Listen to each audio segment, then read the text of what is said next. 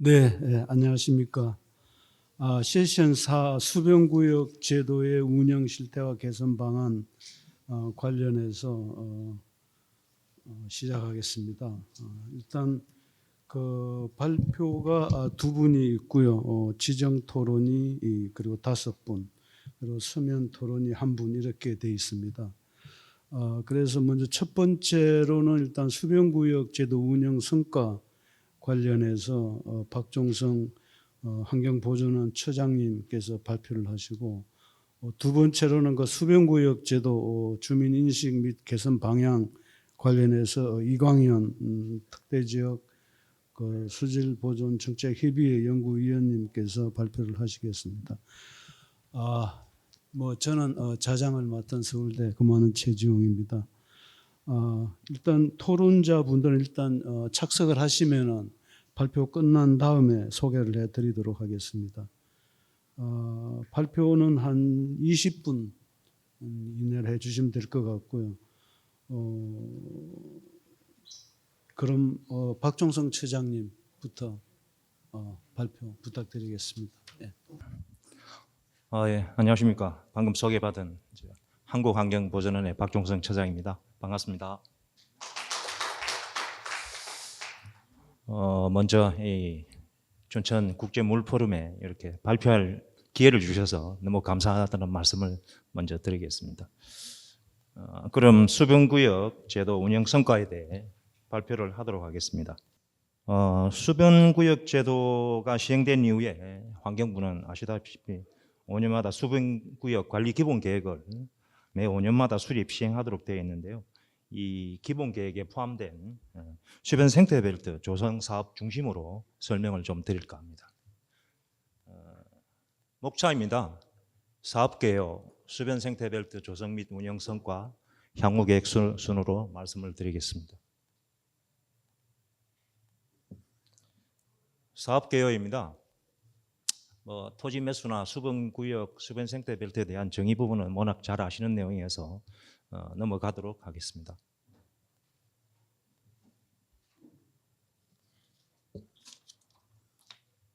사대강 수계 수변 생태벨트 조성 사업의 사업 주체는 한국환경보존원입니다.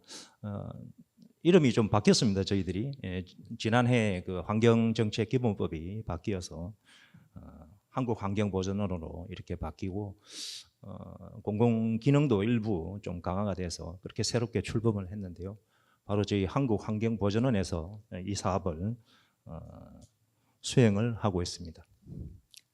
사업 목적은 상수원 수질 개선, 수변 녹지 조성을 통한 생태 개복원, 그리고 비즈모임 물질 저감, 또 생물 다양성 정진 등을 본 사업의 목적으로 하고 있습니다.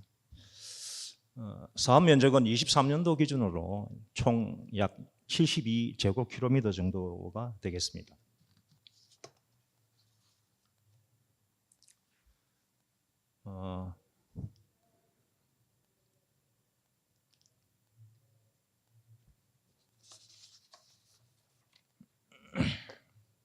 다음은 수변 생태벨트 사업 추진 절차입니다.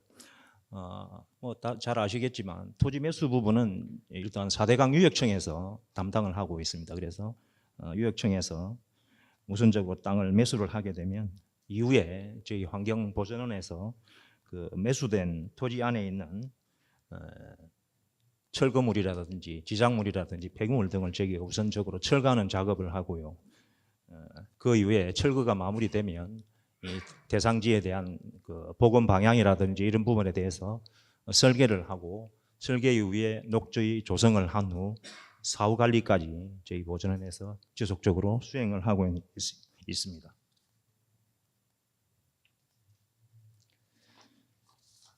다음은 수변 생태벨트 조성 및 운영 성과입니다. 복원 대상 면적은 복원 대상 면적 대비 복원 면적이 약 73% 정도가 되는데요. 복원 유형은 대부분이 다 수평으로 이렇게 지금 조성을 하고 있는 실정입니다. 수질 개선 효과 부문인데요. 흥해방영과학원의 오염 총량 기술 지침을 적용해서 수질 개선 여부를 저희가 분석을 했는데요. BOD와 TN 그리고 TP가 40에서 최고 79%까지 개선된 효과가 있는 것으로 저희들이 판단을 하고 있습니다.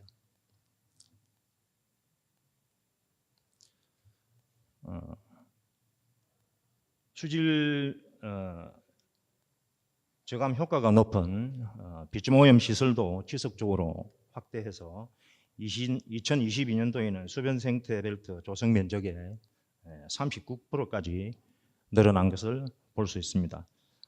또한 그 섭지와 생태 재료지라든지 그리고 둔분과 같은 다양한 비점 저감 기법도 다양하게 도입하고 있는 상황입니다.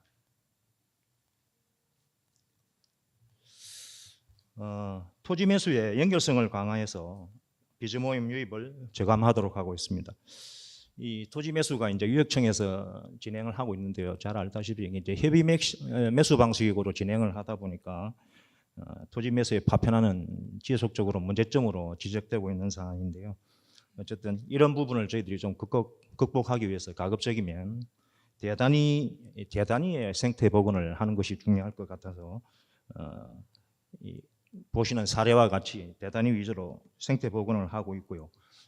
그렇게 함으로써 수질 개선에 기여하고 있는 것으로 보고 있습니다.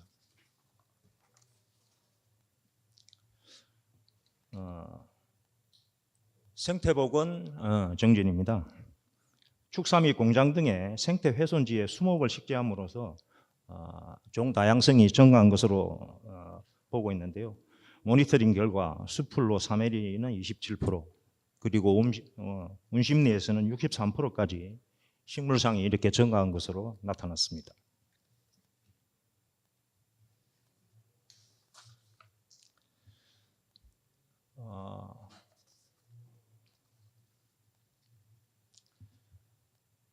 이제 뭐 생태보건 중심의 설계인데요. 설계를 이제 과거에는 이제 경관 위주로 해서 주로 이제 외주 발주로 해서 이렇게 진행을 했는데요. 저희가 이제 자체적으로 설계를 하면서 경관 위주로 이렇게 생태 보건을 진행을 하고 있고요. 또한 그 지역 주민 의견도 이렇게 적극 수렴해서 주변 환경과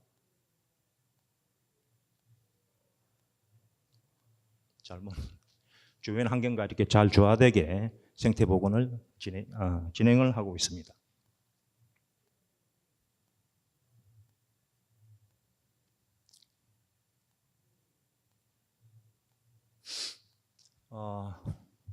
수목 생육 환경 개선을 위해서 선순환 체계를 구축해서 운영을 하고 있습니다. 아무래도 이제 수변 늪지 조성 이후에 아무래도 이제 고사율이 좀 있는 부분도 있는데요. 이런 부분을 조금 낮추기 위해서 정기적으로 하자 검사를 실시하고 있고요. 그리고 선별 작업을 통해서 이런 부분을 정기적으로 시행하고, 그리고 고사 원인을 규명하는 등 사후 관리 대책을 수립해서 집중 관리하는 방식으로 진행한 결과 2022년도에는 6.7%까지 고사율이 낮아진 것으로 확인하였습니다. 그 다음은 운영 성과로서 예산 절감 부분을 볼 수 있는데요. 우선 ICT를 활용한 그 매수토지 관리 부분입니다. 드론을 이용해서 보건 지역을 순찰함으로써 순찰 인력을 조금 최소화해서 운영을 해볼 수가 있고요. 또한 매수토지를 GIS로 활용해서 DB화 이렇게 함으로써 청량 비용도 다소 절감한 것으로 저희들이 확인을 할 수 있었습니다. 관리 비용도 저희가 또 일부 절감을 하고 있습니다. 무엇보다도 지역 주민이 참여하는 예저처 지역을 지속적으로 확대해서 약 20% 정도 관리 비용이 좀 줄인 바가 있고요. 또한 효율적인 유지 관리를 위한 테스트 베드 설치를 통해서도 관리 비용을 줄인 효과가 있다고 저희들은 확인을 하고 있습니다.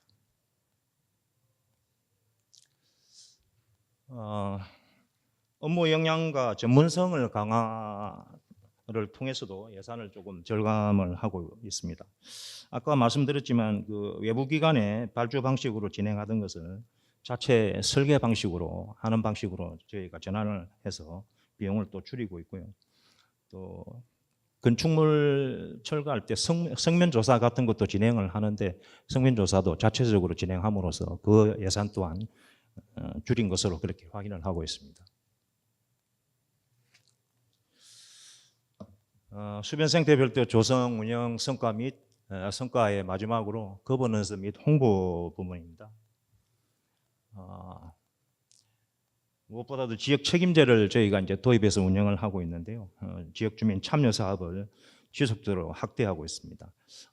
지역별 단위별로 마을회가 있는데요. 이 마을회와 저희들이 협약을 맺어서 예제초 같은 식생 관리도 하고 있고요. 또 매수토지 관리 지역에 대한 순찰도 이렇게 정기적으로 실시를 하고 있습니다. 이렇게 함으로써 지역 주민들의 참여로 인해서 일자리 창출에도 다소 좀 기여하는 것으로 저희가 확인을 하고 있습니다.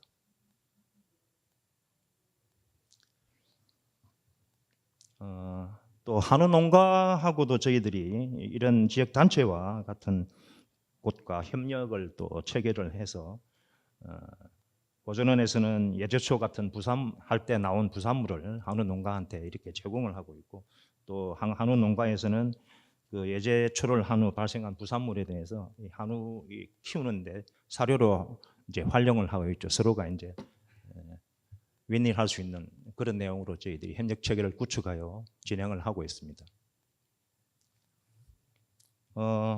지하계층 지역 주민에 대해서도 저희들이 지원을 하고 있습니다. 이제 그 매수 토지 안에 그 벌목이 필요한 과수원이 이제 있을 수 있는데 그 과수목의 제거가 필요한 과수목을 제거를 하고 나면 그 지하계층 주민들에게 그 벌목한 그 과수목을 화목으로 사용할 수 있도록 저희가 무상으로 이렇게 제공을 하고 있습니다. 이렇게 함으로써 인목 폐기물 처리 비용도 저희가 다소 좀 절감을 할 수 있고요. 당연히 지하계층에도 경제적인 이익이 될 수 있는 것으로 보고 있습니다.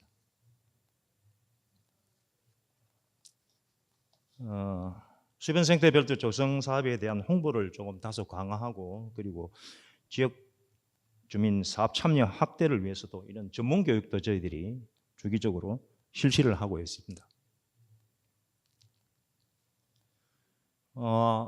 수플로 탐방 교육 프로그램을 저희들이 개발해서 운영하고 있는데요. 그 프로그램 개발을 통해서 이런 상시 교육부터 심화 교육까지 다양하게 추진을 하고 있습니다. 향후 계획 부분입니다. 요즘 ESG가 큰 대세인데요. 저희 수변 생태 벨트 조성 사업에도 ESG와 연계한 사업을 좀 진행을 하려고 저희들이 현재 진행하고 있는 부분이 있습니다. 저희 보전원에서는 그 수변 생태 벨트 사업을 포함해서 생태 보건에 대한 사업을 그 민간 기업과 연계한 ESG를 추진하려고 그 ESG 참여 모델을 저희가 지난해 구축한 바가 있습니다. 그래서 그 구축한 모델을 토대로 해서 금년도에는 좀 세미나도 개최를 하고 또 설명회도 개최를 해서 지금 참여 기업이 한 5군데 내지 6군데 정도 지금 이렇게 의사를 밝혀서 지금 현재 대상지를 어디로 할 것인가 지금 이렇게 현재 검토하고 있는 단계에 있는데요. 아무튼 이 업체를 대상으로 해서 컨설팅도 함께 진행을 하고 있고요.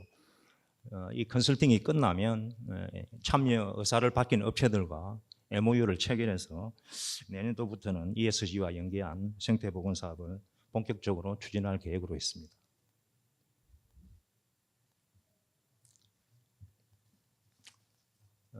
저관리형 조성 기법을 계속해서 확대할 예정입니다. 매수토지 면적이 계속 증가하고 있는데요. 이러다 보니까 유지 관리 비용도 점차 이렇게 늘어나고 있는 실정이어서 이러한 관리 비용 절감 차원에서 저관리형 조성 기법을 적용하고 한 후에 나름대로 효과 분석한 후 평가를 하고 이를 토대로 관리 방향을 지속적으로 개선하는 작업을 앞으로도 진행할 예정입니다.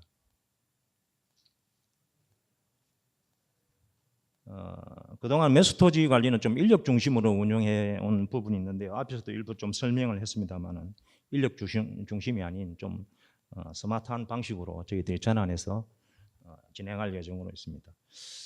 무인 드론을 활용해서 순찰을 또 이렇게 확대할 거고요. GIS로 또 토지 경계점을 자체적으로 또 복원할 수 있고요. 3D 모델링 같은 것을 통해서 위법 행위나 또는 식생 관리 실태를 주기적으로 파악할 수 있도록 하도록 하겠습니다.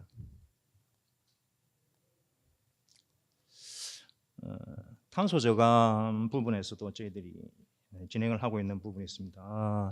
정부의 그 2050 탄소 중립 정책이 있는데요. 거기에 맞춰서 탄소 저감형 식재 모델도 개발을 이렇게 계획으로 있습니다.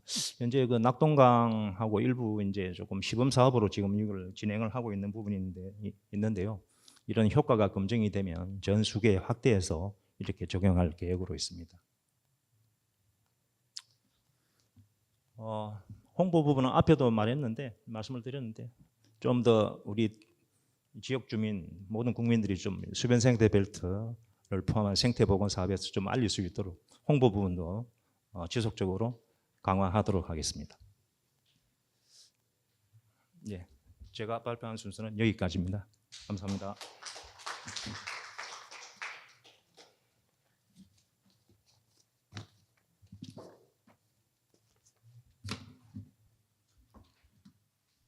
예, 처장님 발표 감사합니다. 다음에는 그 수변구역 제도 주민 인식 및 그 개선 방향 관련해서 이광현 박사님 부탁드리겠습니다. 예. 네, 안녕하세요. 특별대책지역 수질보존정책협의회 연구위원 이광현이라고 합니다.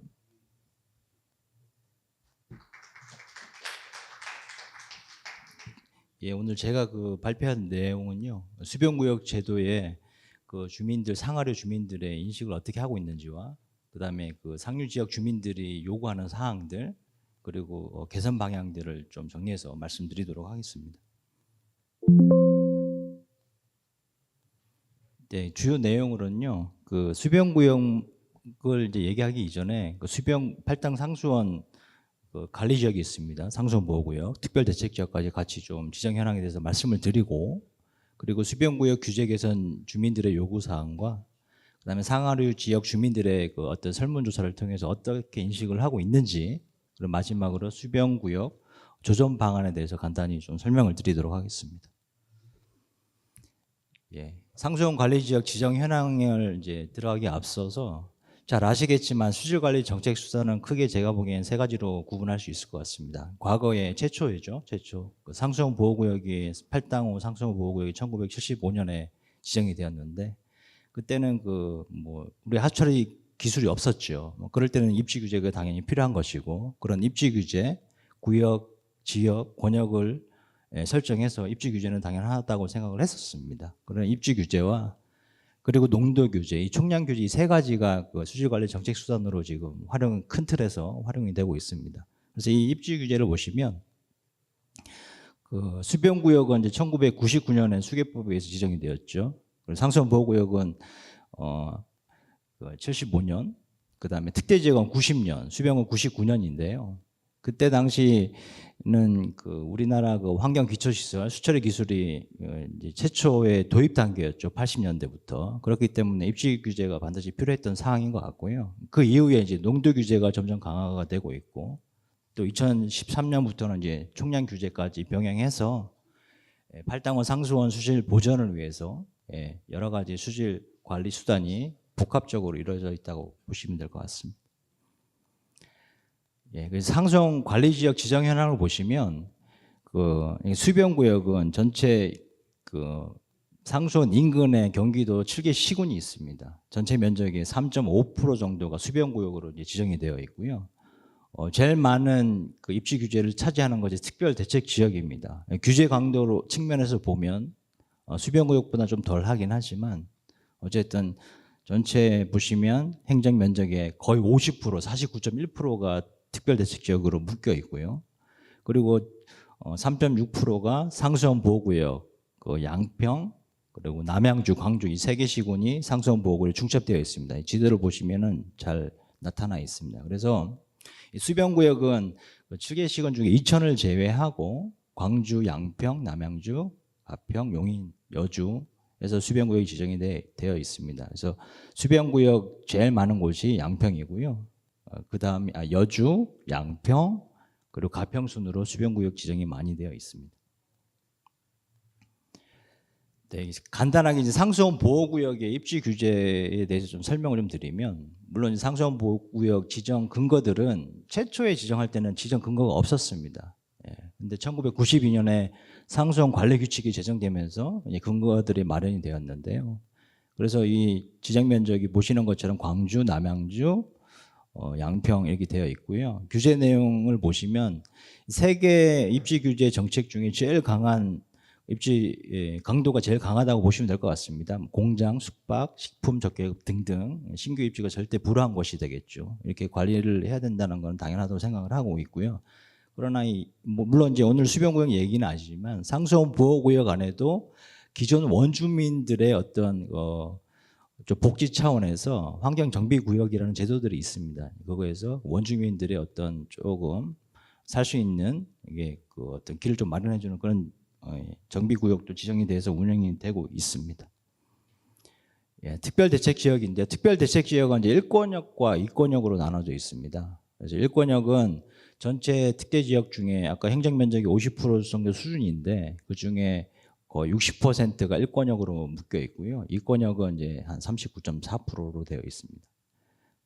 보시면 이제 2013년 그 총량 의무제가 시행하기 이전에는 특대지역 1권역에는 쉽게 얘기해서 숙박, 식품 접객 입지가 그렇게 쉽지는 않았습니다. 그러나 이 숙박, 식품 접객 어떤 건축물 행위가 총량 범위 내에서는 이제 입지가 되는 형태로 되었기 때문에 많이 개선된 내용이 되겠습니다. 공장은 이제 여전히 규제를 하고 있고요. 자, 수변구역은 상수원 보호구역보다는 이제 규제 강도가 낮고 특대지역보다 규제 강도가 셉니다. 그래서 지정 면적은 전체 7개 시군의 3.5%, 그리고 보시는 것처럼 이제 중첩이 되어 있습니다. 특대지역에 1권역, 2권역, 권역 외. 그래서 특대지역에는 양한 1km로 수변구역 일괄적으로 지정이 되어 있고요.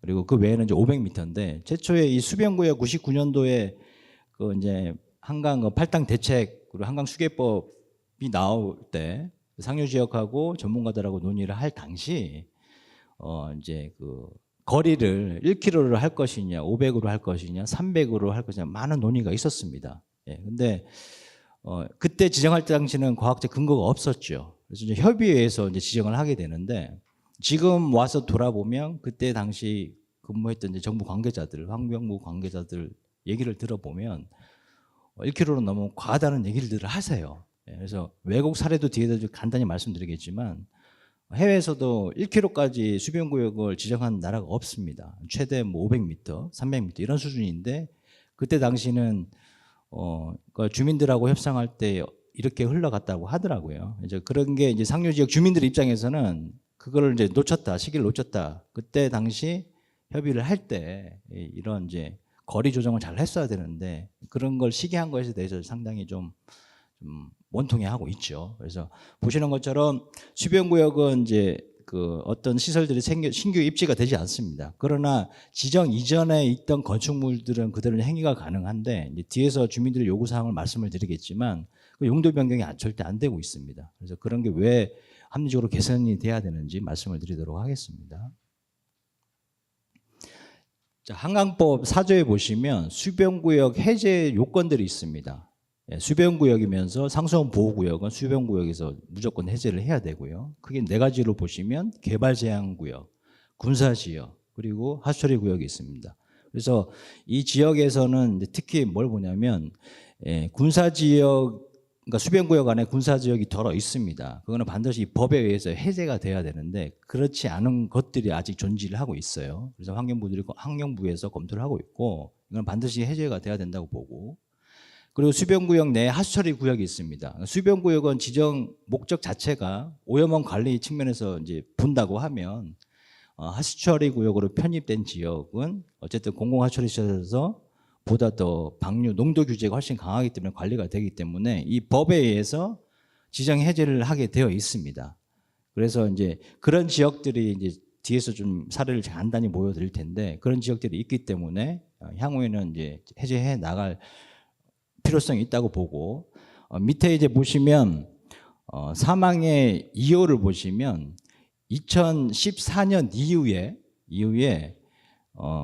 뭐 수질 개선 등을 위해서 수변구역 지정을 해지 아니하는 조건으로 수변구역의 일부 공공하수처리시설을 설치하는 경우, 그리고 뭐 주민지원 사업 비용으로 뭐 설치된 경우에는 해제를 하지 못하도록 이제 단수 조항이 생겼습니다. 그러니까 같은 하수처리 구역임에도 불구하고 2014년 전후로 해제를 할 수 있냐 없냐, 이제 이게 이런 좀 이게 논쟁이 있는 것이죠. 그래서 법적으로는 해제가 안 됩니다.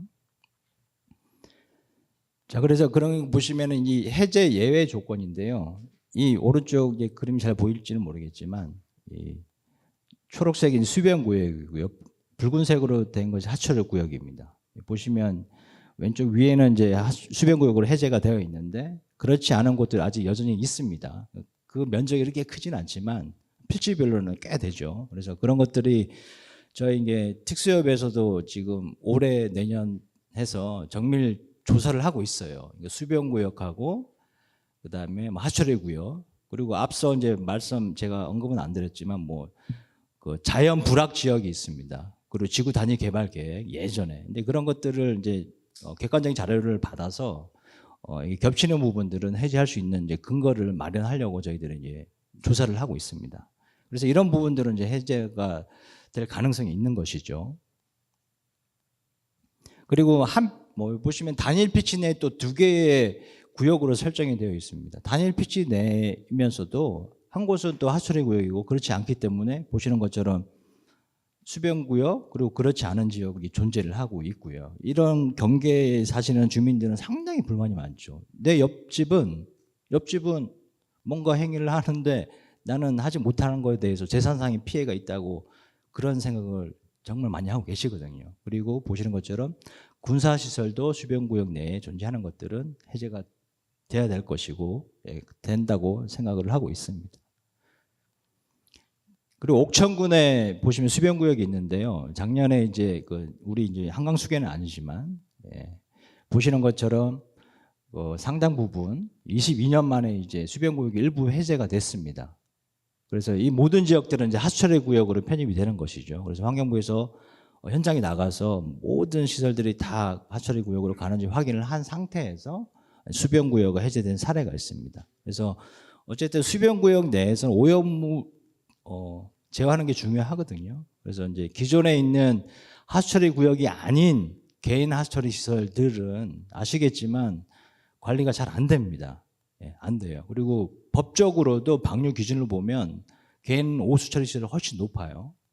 그렇기 때문에 이렇게 하수처리 구역으로 편입된 지역들은 또 오염원 관리 측면에서 더 효과적인 것이죠. 그런 측면에서 해제가 된다고 타당하다고 보고요.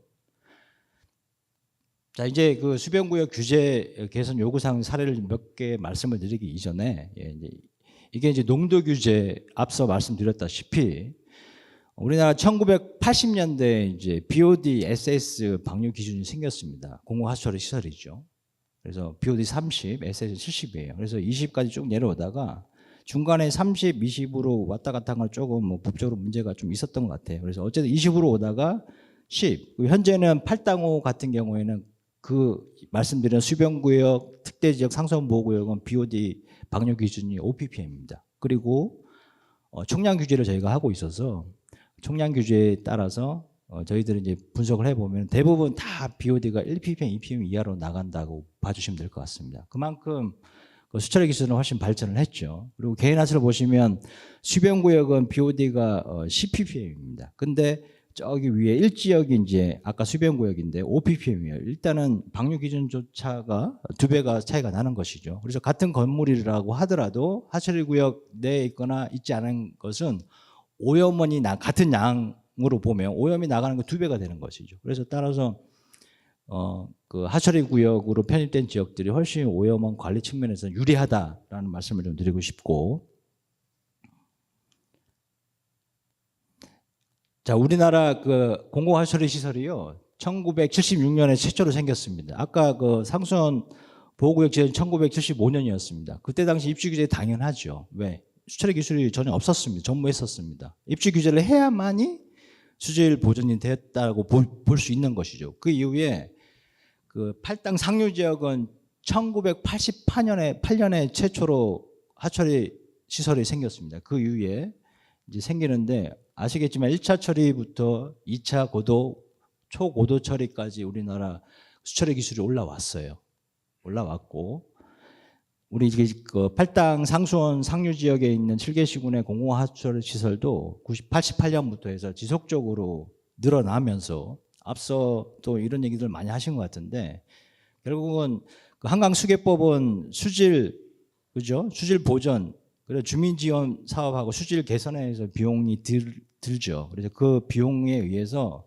많은 하수처리 시설이 이제 확대가 됐습니다. 이런 거와 농도 규제 그리고 총량 규제를 통해서 저는 개인적으로 팔당어 수준이 상당히 좋아졌다고 생각을 하고 있고요. 물론 객관적인 데이터도 맞습니다. 누군가는 1급수가 아니다라고 얘기하긴 하지만 BOD 1ppm이나 1.1이나 제가 보기에 뭐 큰 이런 말씀하면 좀 죄송하지만 이제 실험을 할 때 보면은 그 10%라는 것은 연구자 입장에 큰 의미를 안 둘 수도 있습니다. 어쨌든 같은 1급수 안에 있다고 생각하거든요. 그리고 이런 지원이 없고 이런 처리시설이 확대되지 않았다고 하면 더 악화됐겠죠. 그리고 이 현 상태가 유지된 것만 해도 상당히 큰 효과가 있다고 개인적으로 생각을 하고 있습니다. 그래서 대한민국도 기술 수준은 선진화되었기 때문에 이런 것을 다 고려해서 수변구역을 포함한 입지 규제들이 조금씩 합리적으로 개선될 필요성이 있지 않냐. 단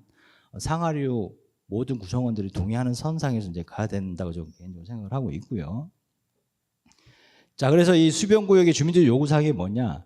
이제 글을 읽어보시면 99년에 지정되기 이전에 건축물이 있었습니다. 그때 음식점으로 허가를 받은 건축물이죠. 그거 다 그대로 행위를 할 수 있게 되어 있는데 부득이하게 그 주인이 바뀌면서 새로운 주인들이 들어와가지고 영업을 하려고 하면 이걸 신규로 보는 거예요. 신규 설치하는 걸로 봐서 신규 입지는 불허하거든요. 그래서 입지가 안 되는 거에 대한 주민들의 불만이 엄청 많습니다.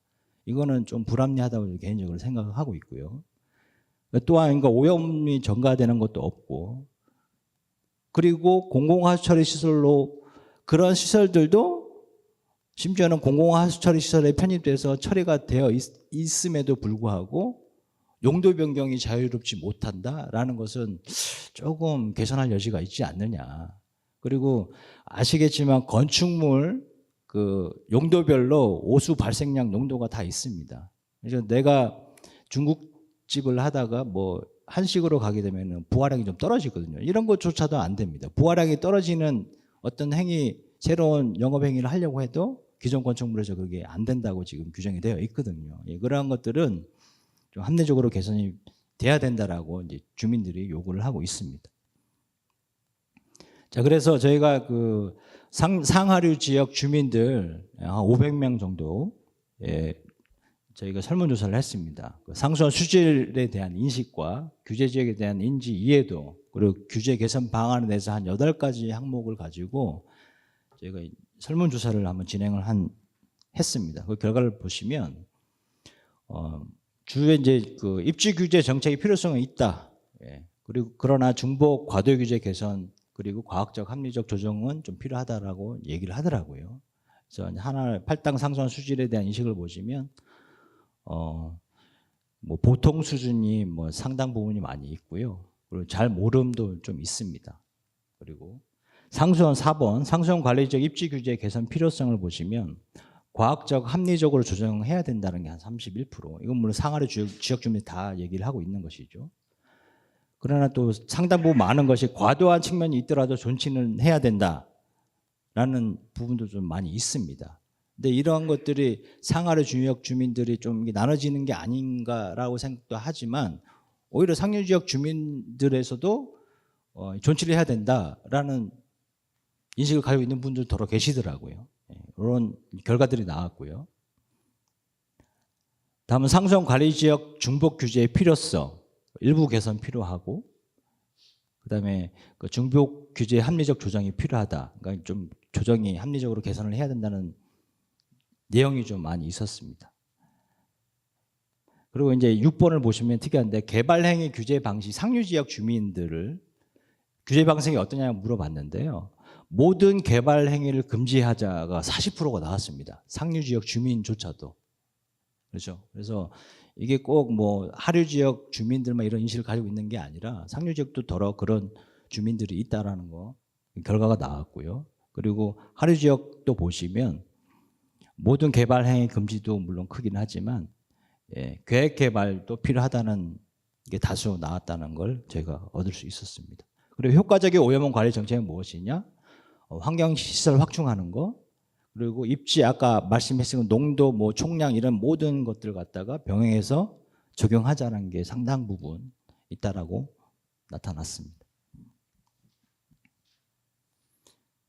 자, 마지막으로 수변구역 조정 방안에 대해서 간단히 좀 제시를 하고 싶습니다.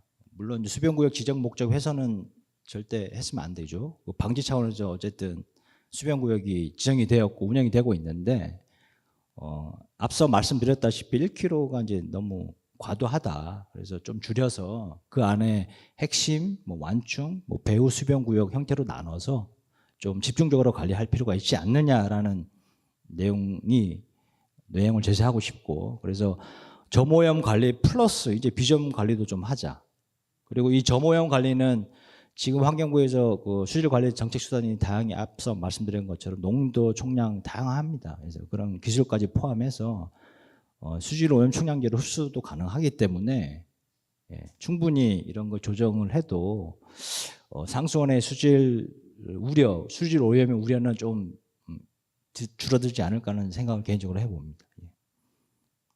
그래서 이 그림을 간단히 보시면 500m를 줄여서 핵심, 완충, 배후로 해서 각각의 이제 그 관리 기본 방향은 가까운 쪽 50m는 정말 강력하게 거의 이제 협의 매수를 지금 하지만 협의 매수가 아니라 강제로 토지 매수하는 정도의 수준으로 관리를 하고, 그리고 이제 완충, 배후로 가면서 좀 더 합리적으로 개선이 되는 방향을 제시를 하고 싶습니다. 그래서 그 핵심 수변구역, 완충 수변구역, 그리고 배후 수변구역에 대한 조주 세부 내용인데요. 뭐 비점 오염도 이제 앞으로 저감 시설에 대해서는 좀 신경 써야 되지 않느냐라는 내용이고, 이거는 이제 보시면 그 핵심 수변구역은 해외 제도를 보시면 미국 같은 경우에도 이제 한 60m, 그리고 밑에 이제 완충 수변구역도 250m, 최대한 300, 400, 500 정도까지만 운영이 되더라고요. 1km는 이제 너무 과하지 않느냐. 그래서 이거를 단시간에 해결할 수는 없다고 생각을 합니다. 어쨌든 장기적으로 상하류가 다 같은 이제 상생을 하는 차원에서 좀 고민을 하고 논의를 하는 자리가 좀 이제 펼쳐져야 되지 않을까라는 생각을 하고 있습니다. 네, 이상 발표를 마치도록 하겠습니다. 감사합니다.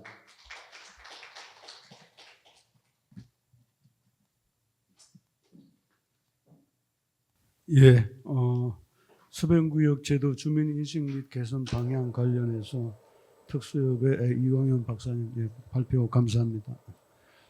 그럼 이어서 바로 지정 토론을 하도록 하겠습니다. 지정 토론자 분께서는 단상으로 와주시기 바랍니다.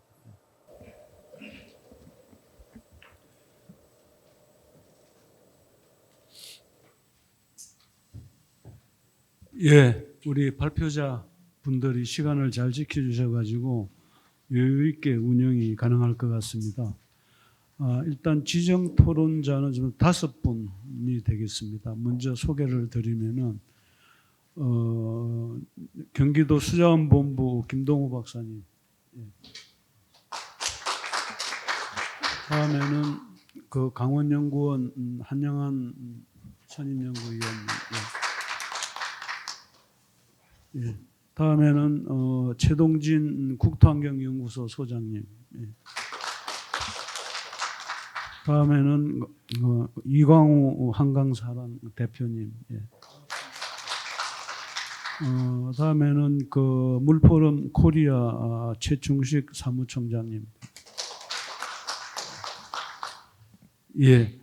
우리 아마 이 수변구역 그 제도가 팔당을 중심으로 해서 남한강 쪽으로는 충주 댐 밑에 조정지까지 설정이 되어 있고 강원도 쪽은 북한강 쪽은 아마 의암댐까지 지정이 되어 있습니다. 그래서 경기도 하고 이제 강원도 충북도 일부 충주시에 지정이 되어 있습니다. 그래서 가장 대표적으로 가장 많은 게 경기도가 지정이 되어 있고 아까 우리 이광현 박사님 발표하신 거 보니까 지정된 게 한 145 평방킬로미터가 지정이 되어 있는데 우리나라 한 면 평균이 100 평방킬로미터 그러니까 면 한 개 반 정도가 지정되어 있다라고 생각하시면 될 것 같습니다.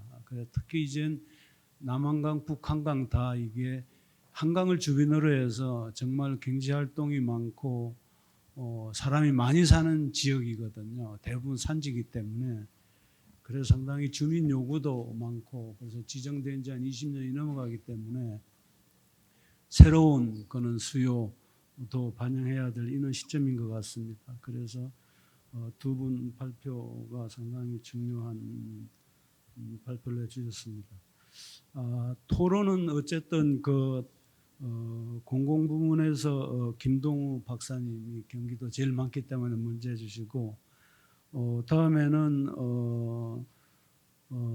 두 번째로는 우리 한영한 박사님이 강원도 입장에서 의암댐 밑에까지 지정되어 있기 때문에 한번 말씀해 주시고요. 그 다음에는 주민 대표 말씀도 들어보겠습니다. 한강사랑 대표인 이광우 대표님 세 번째로 부탁을 드리겠고 그리고 이제 역시 이제 금강 쪽에 요새 뭐 대청댐이라는 이런 쪽에서 상당히 언론에도 많이 나오고 있는데 우리 네 번째로는 최충식 물포럼 코리아 사무총장님이 부탁을 드리겠습니다. 그리고 마지막으로 우리 최동진 소장님은 이쪽 수변구역이라든지 한강법 관련해서 많은 연구를 하고 계시기 때문에 총괄적으로 잘 좀 정리해 주셨으면 감사하겠습니다. 그럼 먼저 김동우 박사님, 토론 시간은 7분인데 한 10분 정도까지 하셔도 충분히 됩니다. 말씀을 하고 싶은 말 다 해주시기 바랍니다. 10분까지 할 수 있을지. 그런데 시간은 7분을 한정. 네, 알겠습니다. 일단 오늘 발표를 해주신 박종성 처장님하고 이광현 연구위원님 좋은 내용 너무 감사합니다. 네, 이제 우리 이번에 들었던 수변 생태벨트라고 하는 부분은 토지 매수 사업을 중심으로 맨 처음에 했던 건데 토지 매수 사업에 대한 좀 순기능과 역기능이 있었습니다. 지금도 일부 있고요. 근데 이 수변 생태벨트 조성 사업을 통해서 제가 생각했을 때는 그간에 좀 방치되어 있던 토지 매수 사업 그런 부분을 조금 보완을 해가지고 생태 공간으로 좀 전환했다라는 측면에서는 굉장히 좀 유의미한 사업이라고 생각 들고요. 특히 자연하고 사람이 같이 공존할 수 있는 공간을 조성해서 그거를 그냥 방치되거나 이렇게 폐쇄하거나 하는 공간이 아니고 어떠한 형태로든 아이들의 학습 공간까지도 활용할 수 있는 좋은 미래 세대를 위한 공간까지 만들었다는 굉장히 긍정적이라고 생각은 듭니다. 근데 하나 조금 아쉬운 부분이라고 하는 부분은 우리가 계획을 잘 짜고 예산도 절감하고 다 했지만 이거에 대한 유지관리 부분에 있다고 저는 생각을 하는데 이 유지관리와 관련된 부분에 가장 필요한 부분은 예산이라는 부분인데요. 이 예산이라는 부분이 우리 수변생태벨트를 조성하면서 지자체하고 아까 이제 발표한 내용 중에 지자체, 지역 주민의 의견을 최대한 들어서 한다고 하는 그런 사업이 있었지만 그럴 지자체 의견이 들어가면 유지관리비를 지자체가 부담을 일정 부분 해라 라는 게 지금 기조입니다. 그러면 참 재미있는 건 뭐냐면 지자체가 아니면 지역 주민이 의견을 제시하지 않고 사업을 하게 되면 어떻게 하냐면 수계기금으로 전체 사업 관리를 할 겁니다. 그런데 이게 지역 주민의 의견이 들어가면 지자체가 돈을 부담하다. 참 재밌는 웃긴 행정 행위가 지금 이루어지고 있는 거거든요. 제가 봤을 때는 이 사업 이 목적 자체가 우리가 수변 생태 벨트 조사하는 목적이 똑같다고 하면은 그게 수계 기금을 투입해서 해야 되는 사업이라고 한다면 지자체 돈이 아니고 수계 기금으로 다 사업을 해야 되는 게 맞다고 생각이 들고요. 어쩌면 그런 뭐라고 할까요? 허들을 좀 만들어 가지고 지자체나 지역 주민이 참여할 수 있는 거를 오히려 역행하는 게 아닐까라는 좀 아쉬움이 있어서 이런 부분에 대한 부분은 앞으로도 제도나 재검토를 해가지고 운영하는 게 조금 발전적이지 않을까라는 좀 생각이 듭니다. 그리고 이제 우리 토지 매수 사업에 대해서 전반적으로 좀 몇 가지 말씀을 드리자면 이 순기능이라고 하는 부분은 우리가 오염원을 원천적으로 차단한다라는 부분에 있어서는 수질 우리 보존 측면에서는 굉장히 좋은 제도고 혹시라도 비저오염 물질이 바로 유입되는 것을 완충해서 들어온다라고 하는 것도 되게 좋은 방법입니다. 그런데 역기능이 조금 있습니다. 그게 뭐냐면 우리가 차단이라고 하는 부분을 합니다. 다 더 잘 아시겠죠.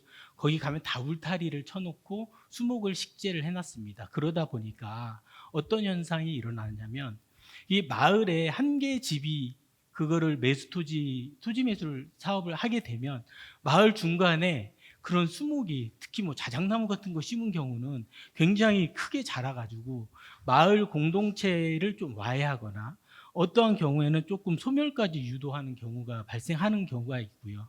또 특히 그 지역의 좀 탈선의 공간으로도 활용하는 경우도 있고요. 거기 들어가 보면 뭐 담배꽁초나 뭐 그런 것들 많이 있거든요. 더 잘 아시겠지만 그런 부분에 대한 부분은 조금 조정을 해야 되지 않을까. 아마 지금 많은 고민을 하고 계신 것도 알고 있는데 제가 좀 몇 가지 제 개선 방향에 대한 의견을 좀 드리자면 우선은 이 토지 매수 사업이라고 하는 부분이 수질 개선 우리 이제 한강법을 가지고 이야기를 우리가 하는 거기 때문에 한강수계 상수원 수질 개선 및 주민 지원 등에 관한 법률이잖아요. 이게 수질 개선이라기보다는 수질 보존 쪽에 더 가깝습니다. 특히 이 소유권이라고 하는 부분은 나중에 환경부 장관 이름으로 우리가 등기를 다 치는 거죠. 어쩌면 그렇다고 한다면 이게 국비 사업으로 전환되는 게 맞지 않을까라는 제 개인적인 좀 생각이 있습니다.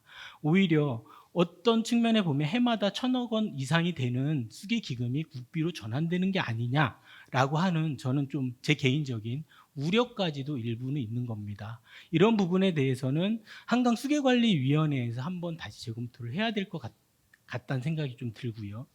두 번째 부분은 우리가 사업을 할 때 기관 중심으로 합니다. 보존원 중심으로도 하고요. 어쩌면 한강청이라는 저는 수계관리위원회와 한강청의 구별을 잘 모르겠습니다.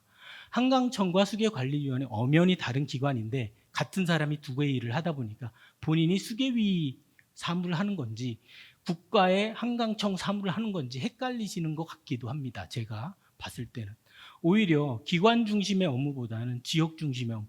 지금 아까도 발표하셨던 내용 보니까 거버넌스도 하시고 되게 많은 지역 중심의 사업을 하려고 하시는 것 같은데 그런 사업을 조금 더 확대를 해야 될 것 같다라는 좀 생각이 들면서 오히려 지역 일자리도 같이 만들고 어쩌면 지금 아까 제가 말씀드렸던 그 매수토지 지역에 대한 조성 사업을 할 때 오히려 그 자작나무같이 큰 나무들을 심을 게 아니고 쌈지공원 같은 거를 조성을 해가지고 지역 공동체를 활성화 있는 공간으로 좀 만들어 주시는 게 어떨까. 원래는 우리가 음식점이나 수질 오염물질 배출 시설을 다 밀고 거기에다가 오염 다시 유입하지 못하도록 차단하는 거잖아요. 기본 목적만 훼손되지 않는 범위 내에서 지역 주민이 거기서 좀 쉴 수 있는 쌈지공원 같은 형태로 만들면 좀 좋지 않을까? 라는 좀 생각이 좀 듭니다. 이런 부분도 한번 더 고려를 하시면 어떨까라는 생각이 들고요.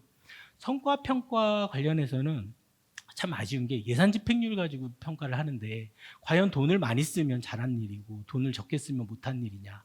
저는 그렇게 생각하지 않습니다. 이 예산 집행률보다는요 사업 만족도에 대한 평가를 해야 된다고 생각합니다. 물론 정량적인 평가도 필요하죠. 정량적인 사업 성과도 평가를 하지만 어쩌면 더 중요한 거는 정성적인 평가도 더 중요하다고 생각돼서 이 사업 만족도에 대한 성과 평가를 같이 하시는 게 어떨까. 경우에 따라서는 상하류 지역이 뭐 관계기관이 같이 할 수도 있고요. 그 중에 가장 중요하게 들어가야 될 거는 저는 지역 주민이 갖고 있는 이 사업에 대한 성과평가도 되게 중요하다고 생각합니다. 어쩌면 제가 지역에서 사람들을 만났을 때 이야기는 뭐냐면 이 토지 매수 사업 때문에 지역이 파괴된다라는 이야기를 많이 하세요. 지역 소멸하는 사업이라고도 많이 하십니다. 저는 그 이야기 듣고 깜짝 놀랐습니다. 어쩌면 그게 지역 이장님들이 피부로 느끼는 이야기일 수도 있거든요. 그래서 저는 나중에 사업 성과를 평가를 한다는 해서 계획을 수립할 때부터 지역 주민 의견을 참 많이 들으셨으면 참 고맙겠다라는 좀 말씀을 좀 드리는 거고요. 그다음에 수변 생태 벨트 외에 두 번째로 발표하셨던 이제 이광현 연구위원님 말씀하셨던 내용은 주민 인식하고 그다음에 수변 구역에 대한 부분. 어쩌면 수변 구역에 대한 제도 개선 좀 강력한 부분까지 강하게 이제 바로 강제 매수까지도 말씀하셨는데 저도 그런 어떤 부분에 대해서는 그런 대안이 필요할 수 있겠다라는 부분은 되게 공조를 하는데 한편으로는 지금 우리가 획일적인 입지 규제 이 형태에서 지금 환경 기술이 많이 발달했으니까 어쩌면 다른 형태로 입지 규제 형태를 전환할 필요는 있다고 생각을 하거든요. 그런데 지금 앞에 제시하셨던 50km, 250km, 500km 왜 50km고 왜 250km고 왜 500km인지 이거에 대한 과학적 근거를 가지고 우리가 이야기하는 게 참 좋겠다라는 생각이 듭니다. 왜냐하면 왜 규제를 해야 되는지 규제 받는 사람도 알아야 되거든요. 앞에 참 재미있는 말씀을 첫 번째 섹션에서 말씀을 하셨잖아요. 환경부가 협의 카드로 1kg를 가져왔는데 아무 말이 안 와서 1kg를 했다. 참 무책임한 일이라고 저는 생각이 듭니다. 정말 필요한 내용 가지고 이야기를 해야지. 그럼 모르는 사람한테는 엄청나게 규제를 해도 된다? 그거는 정말 하지 말아야 될 일이었고 지금 만약에 우리가 앞으로 개선을 한다고 하면 과연 50이든 250이든 500이든 왜 그게 타당한지 명확한 실험적 자료든 과학적 근거를 가지고 이야기를 해야 상류든 하류든 규제를 받는 사람이든 지원을 해주는 사람이든 다 납득할 수 있지 않을까라는 좀 생각이 들고요. 그 다음에 이렇게 하기 위해서는 그러니까 규제에 대한 개선 아니면 보완을 하기 위해서는 저는 두 가지 사회적 합의가 필요하다고 생각합니다. 첫 번째는 뭐냐면 주민들이 규제를 받는 주민들이 사회적 합의를 해야 됩니다. 예를 들면 지금 1000m까지 예를 들어 1km까지 규제를 받다가 500으로 줄었을 때 그 지역 주민 규제가 없어지기 때문에 기존에 받던 보상을 못 받을 겁니다. 그 못 받는 거에 대해서 기존에 규제 받던 사람들이 나 규제 안 받고 보상 안 받고 뭐 하겠다라는 그런 사회적 합의가 있어야 됩니다. 근데 조금 제가 우려되는 부분은 뭐냐면 지금 이 규제가 생기고 거기 계신 분들은 대부분 다 연로하셔가지고 그 규제 때문에 젊었을 때 뭔가를 뭐 건축물을 짓든 영업행위를 할 수 있었으면은 그게 없어도 됐지만 지금은 그게 생계 수단일 수도 있을 것 같아서 어쩌면 규제받는 사람들이 규제를 없어졌을 때 보상이 없어지는 거에 대한 사회적 합의가 반드시 필요할 것 같다라는 좀 생각이 들고요. 두 번째는 이 규제를 안 받는 그 유역 외 지역이라고 제가 그냥 표현을 하겠습니다. 그 상하류 지역인가 하류 지역 주민들과 이제 규제에 대한 제조정에 대한 합의가 필요할 것 같습니다. 이런 합의를 할 수 있는 조정기구나 그런 논의기구 자리가 앞으로 마련돼야 이 수변구역에 대한 제도 개선이나 아니면 조금 더 발전적으로 개선되지 않을까라는 좀 생각이 듭니다. 이상입니다. 예, 감사합니다. 우리 토지 매수 관련해서 순기능하고 역기능 잘 말씀해 주셨고 그리고 토지 매수 관련해서 저 개선 방안 그리고 평가 방안 특히 이제 그 지정에 대한 과학적인 근거 이런 쪽 중요성을 말씀을 잘해 주셨습니다. 다음에는 우리 한영환 박사님 부탁드리겠습니다. 네, 안녕하세요. 강원연구원 한영환이라고 합니다. 우선 두 분 박종성 처장님 그리고 이광현 박사님 좋은 발표 아주 잘 들었습니다. 사실 저희 뭐 강원도에는 수변 구역이 많지 않아서 뭐 제가 오늘 좋은 말씀 드리기보다는 뭐 좋은 말씀을 제가 많이 좀 듣고 배운 것 같습니다. 그래서 저희는 사실 수변구역이 여기 춘천 오시다 보면 가평에서 춘천 오는 강촌까지 있는데 그 구간이 불과 한 10km 정도밖에 안 될 겁니다. 그 구간하고 저기 원주시의 섬강 내려가는 말단 구역에 약간 일부 조금 있는 그 정도라서 사실 거기에 대해서 우린 많은 어떤 주민이 크게 불만 가지는 것도 사실은, 그리고 그 오면서 그 수변구역 쪽이 그렇게 개발이 어떤 수요가 있는 쪽은 아니라서 그런 것에 대해서 많은 불만들은 갖고 있지 않으신 상황이었는데, 하여간에 오늘 여러 가지 의외로 제가 생각하는 사업 이외에도 많은 부분을 추진하고 있다는 데는 조금 좀 놀랐습니다. 오히려 저도 예전에 생각했을 때 이런 부분은 좀 해봐야 되지 않을까 생각하는 것도 벌써 이미 시행하고 있는 것도 있다는 측면에서 놀랐고요. 그 초창기에는 사실 이 토지 매수 사업 같은 경우에 어떤 아무런 기준 없이 원칙 없이 그냥 버려진 땅, 그냥 팔고 싶은 땅 그런 데만 매수한다는 이런 비평도 사실 많았었는데, 그다음 어느 순간부터 몇 년 지나면서 연구자분들 그리고 학계에서도 우선순위 분석하는 연구도 많이 이루어졌었고, 이제는 어느 정도 그래도 적당히 체계를 갖춰서 그 필요성에 의해서 하고 있으리라 그렇게 이제 좀 생각을 하고 있습니다. 그래서 지금 아까 처장님께서 발표해 주신 것처럼 그간 여러 가지 성과가 있었음에도 불구하고 많은 분들이 그걸 잘 모르는 것 같아서 향후 계획 쪽에 앞으로도 홍보를 강화하겠다는 계획도 말씀 주셨지만, 그 부분도 더 사실 널리 퍼지고 또 그 동네 지역 주민분들도 사실 의식 조사는 하지만 아까 말씀 주셨던 것처럼 그 수변 지역 구역을 해서 그게 운영을 하는데 얼마나 성과를 많이 느끼고 있나 지역 주민분들도 아직 모르시는 분들이 많을 거라고 생각을 합니다. 그래서 그런 부분은 꼭 그 지역 주민뿐만 아니라 저희는 한강 속에 있기 때문에 이 한강 속의 지역 주민들한테도 그런 건 널리 하고 있다는 그런 것을 같이 좀 알려주셔야 될 것 같고, 그리고 그 전에 우리가 당초 목적이 수변구역이라는 목적을 갖고 거기 운영하고 관리하고 운영을 해나가고 있는데, 그 당초 취지에 부합하지 못하게 좀 악용된 사례들이 좀 있습니다. 좀 구체적으로 얘기하기는 좀 그렇지만 정부의 어떤 특정 목적에 따라 운영된 그런 사례들 때문에 이것이 불필요하다거나 아니면 부정적인 인식을 갖게 하는데 많은 영향을 미쳤습니다. 그래서 앞으로는 그런 일은 좀 없었으면 좋겠다. 그리고 우리가 어떤 이 방식을 결정하고 또 때로는 필요에 따라서 변경할 수도 있지만,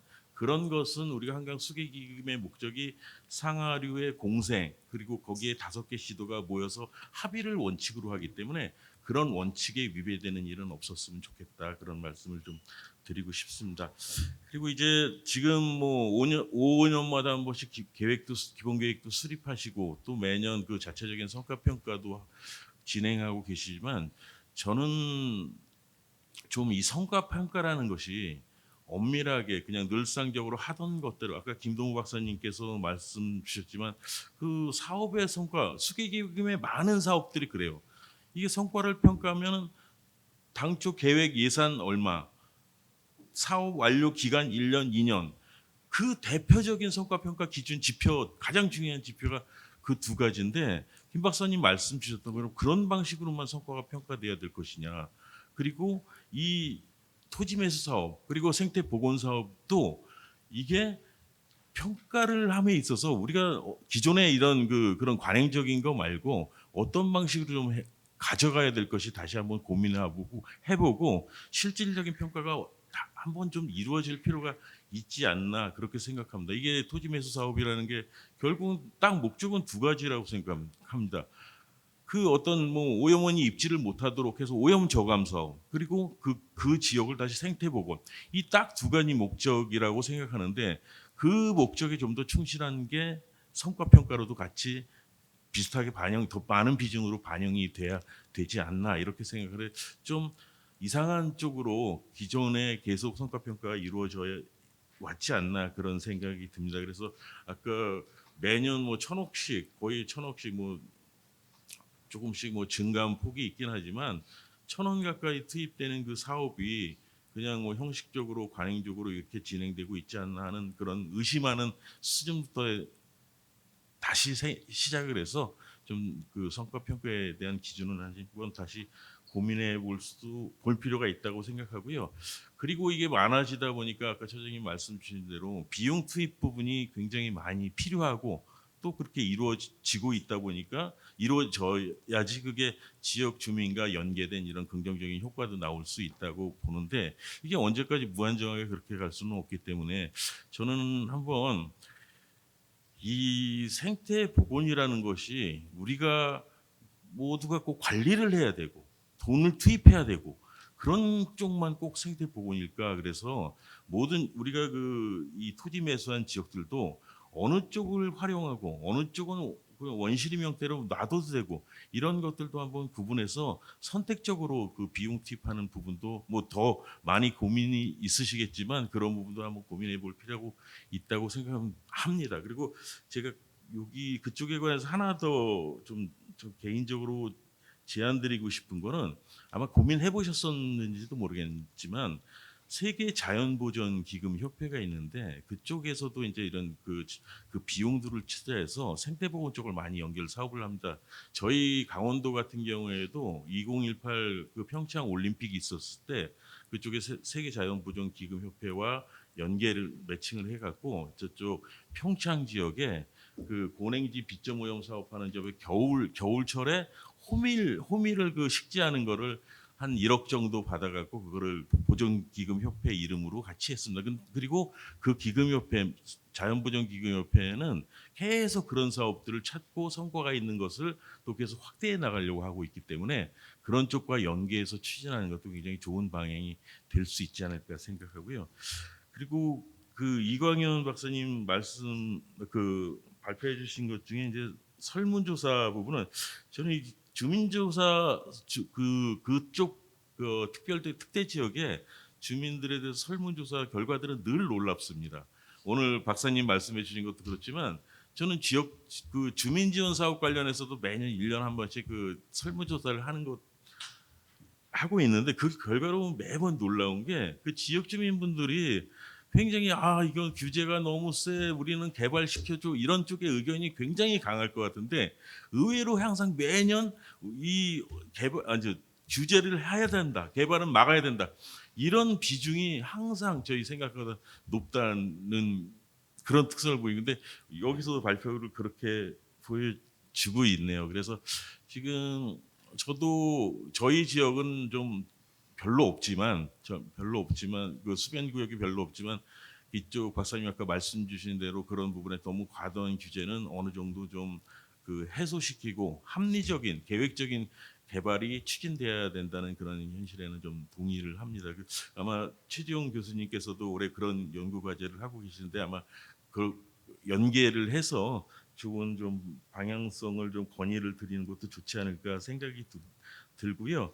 그리고 마지막으로 아까 박사님께서 제안 주신 50에서 250 이렇게 이제 이거는 너무 좀 궁극적인 최종 목표를 향해 간 것이고 조금 좀 일단은 아까 말씀 주신 것처럼 500m에서 1km 구간까지 그런 구간에 대해서는 좀 제한적인 범위 내에서 그 합리적인 오염 저감 시설을 갖추고 또 특정 업종에 한정해서 오염 발생이 좀 덜한 그런 그 업종부터 개발 사업을 좀 완화해가는 형태가 바람직하지 않을까 그렇게 생각이 들고 그리고 마지막으로 이게 수변구역의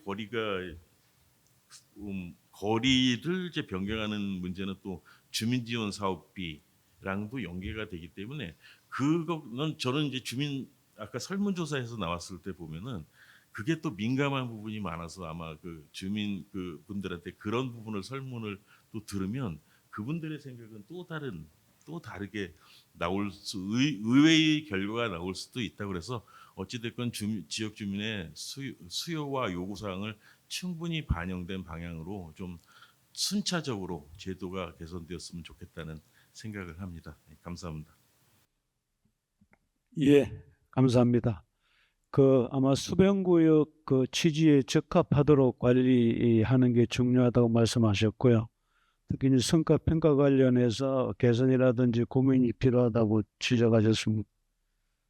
그리고 이제 그 토지 매수 지역의 그 선택적인 관리 기법 도입이라든지 여러 가지 수변구역 관련해서 조정 시에 주민 의견 관련해서 요구 사항은 충실히 반영할 필요성 등을 제안을 하셨습니다. 예.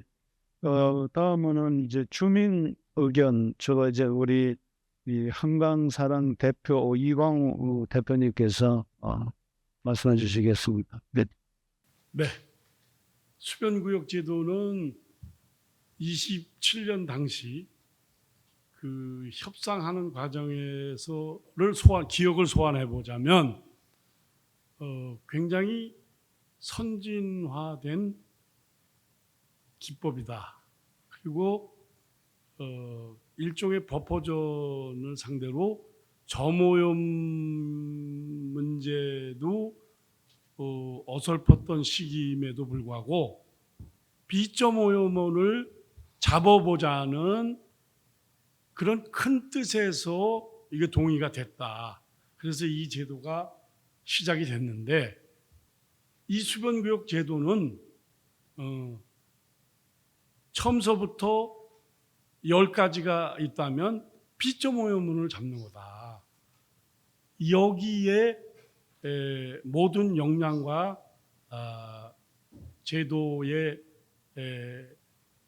집행을 가져갔어야 되는데 처음에 시행을 하는 제도다 보니까 집행하는 기관이나 그것을 지켜보는 시민들이나 거기에 대한 경험이 없다 보니까 이게 갈팡질팡 한 경우는 있었어요. 그러나 일단은 그 지역을 비점오염원을 제대로 관리하려면 땅을 우선 매입을 할 수밖에 없는데 그걸 매입을 하는 절차가 이게 이제 중구난방이 되다 보니까 처음에 비점오염원하고도 전혀 관계가 없는 그런 지역도 매입을 하는 사례가 있었죠.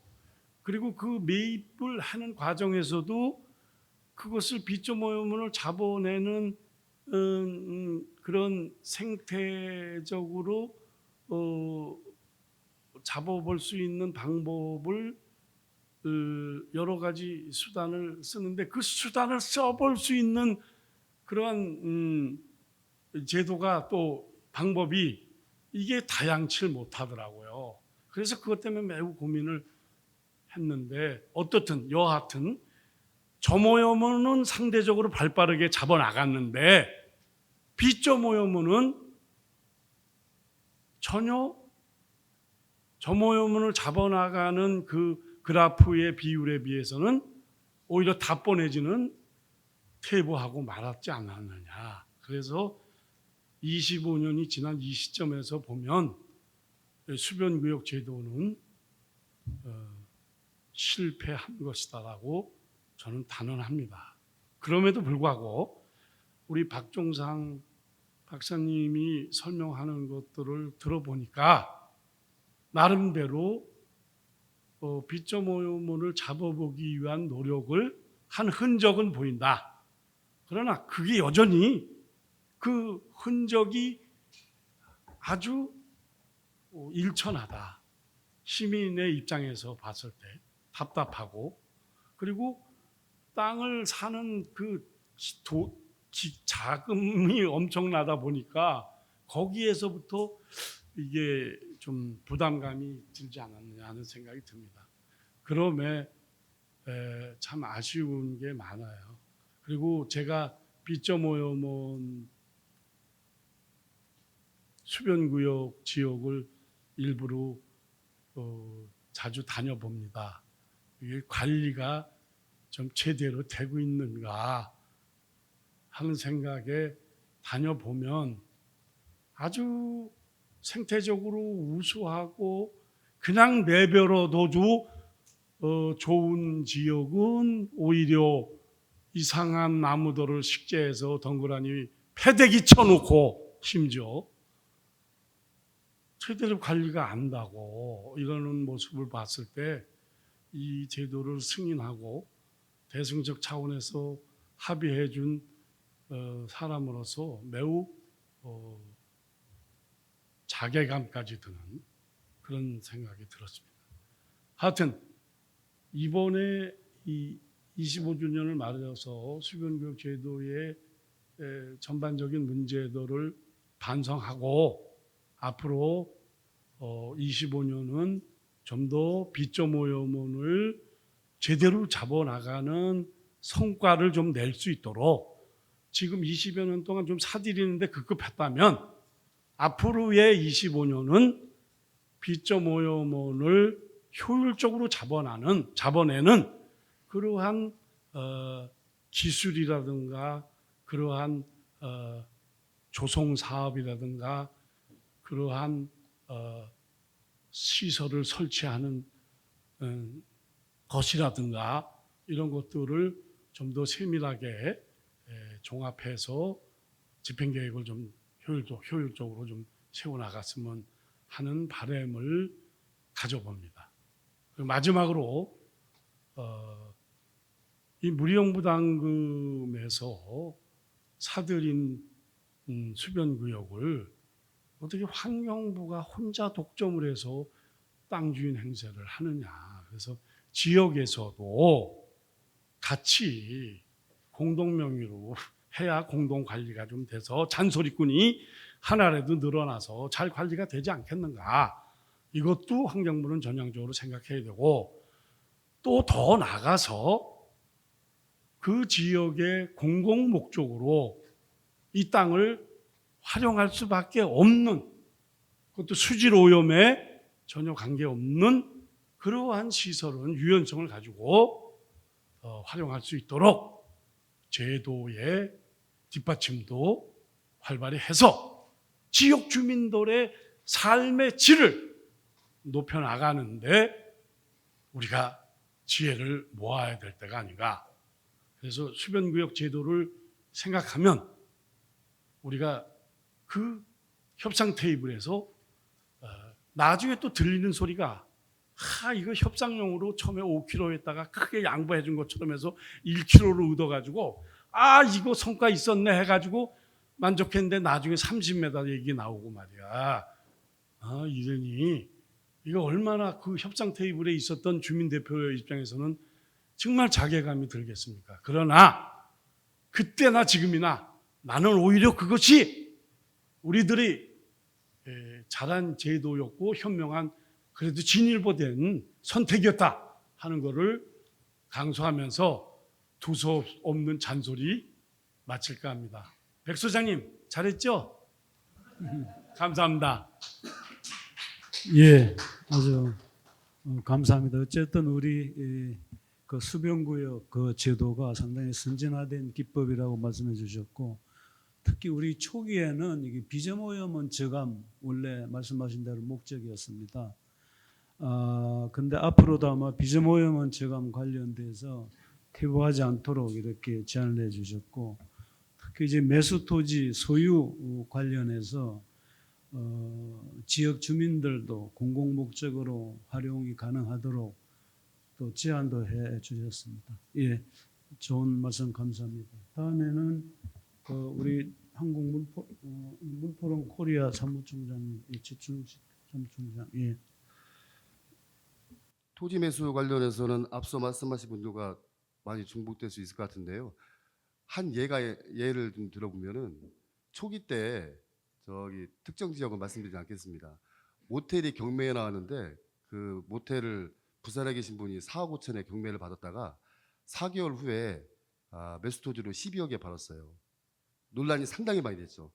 토지를 매수하는 것도 한편으로는 또 오염원을 제거하는 차원도 있지만 지역 주민들이 혜택을 주는 차원도 있었는데 외지 사람이 경매를 사서 세배를 남겨서 판매의 경우가 있어서 한참 논란이 됐고 세월이 좀 지나서 그 매수할 토지가 많지 않다 보니까 또 목표는 달성해야 되고 강변에 바위산 약 3,000평을 샀죠.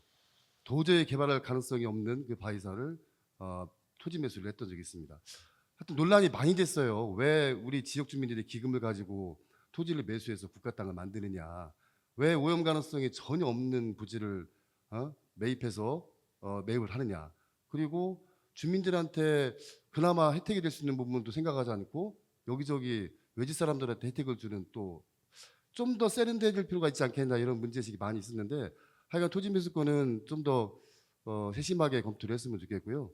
오늘 결국 그 수변구역의 빗점오염원 관리 사례로 수변 생태벨트 말씀하셨는데 저는 여기에 아주 관심을 두고 한 20년간 현장 조사를 하다 보니까 좀 그 안타까운 말씀 좀 드려보겠습니다.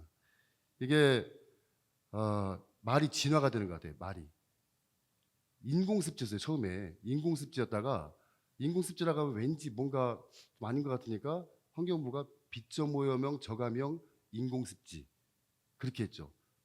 그리고 그때 한참 빗점오염형 저감형 인공습지가 문제가 되자 K워터에서 생태계 서비스 논의가 되면서 수변 생태벨트라는 말들을 썼어요.